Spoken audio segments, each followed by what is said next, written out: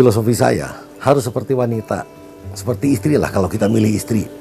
Cantik, pisau ini harus cantik, indah, supaya kita bangga memilikinya. Mereka sangat tertarik dengan apa yang kita produksi. Dia tanya, berapa Anda jual ini? Dengan bangga saya bilang, ya 2-3 juta lah.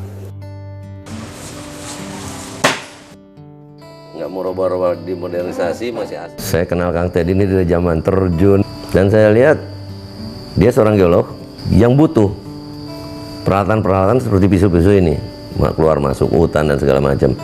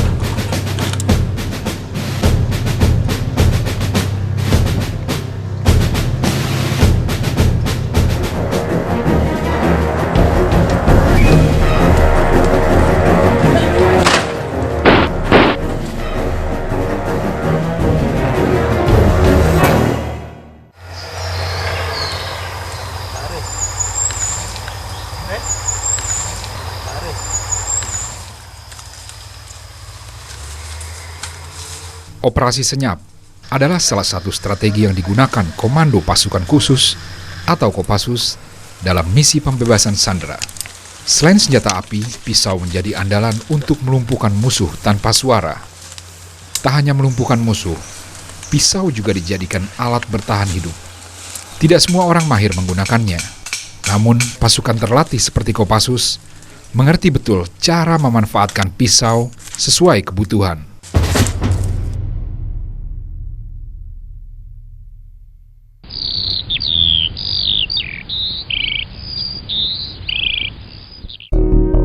Hutan adalah salah satu lokasi sempurna untuk berlatih survival. Berbagai jenis vegetasi tumbuhan dan satwa hidup dalam satu ekosistem hutan hujan tropis yang lengkap di daerah Situlembang. Disinilah sumber dan cadangan air bagi kota Bandung berasal.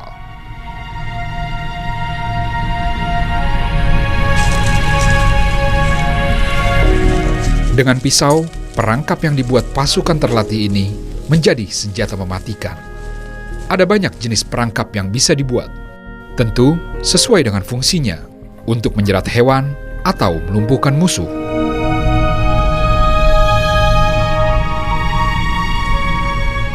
Kecakapan bertahan hidup di semua medan wajib dimiliki setiap anggota militer, di mana mereka harus selalu siap dihadapkan pada situasi terburuk sekalipun.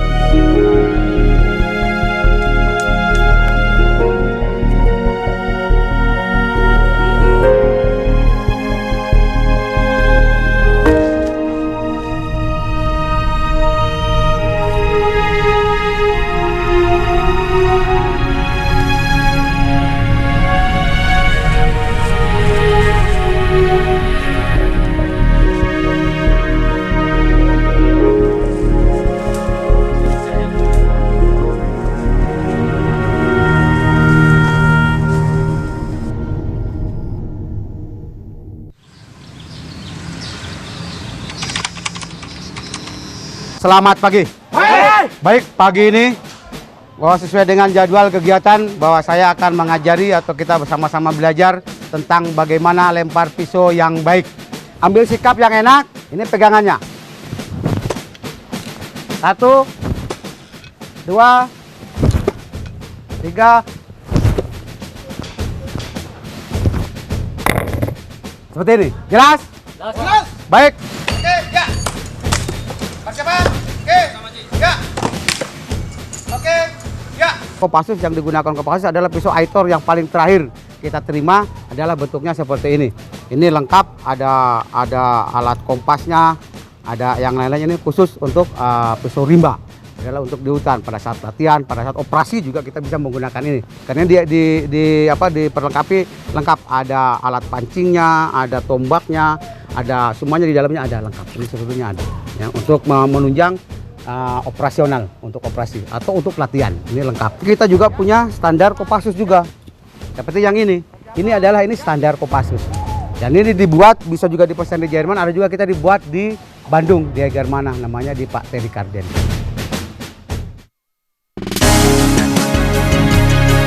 Pisau yang digunakan oleh pasukan khusus di seluruh dunia bukanlah sembarang pisau. Ada kualifikasi tertentu untuk kualitas pisau berstandar internasional. Di ujung mata pisaunya yang tajam, siapa sangka sosok Teddy Karden mampu membawa nama Indonesia menembus pasar pisau dunia.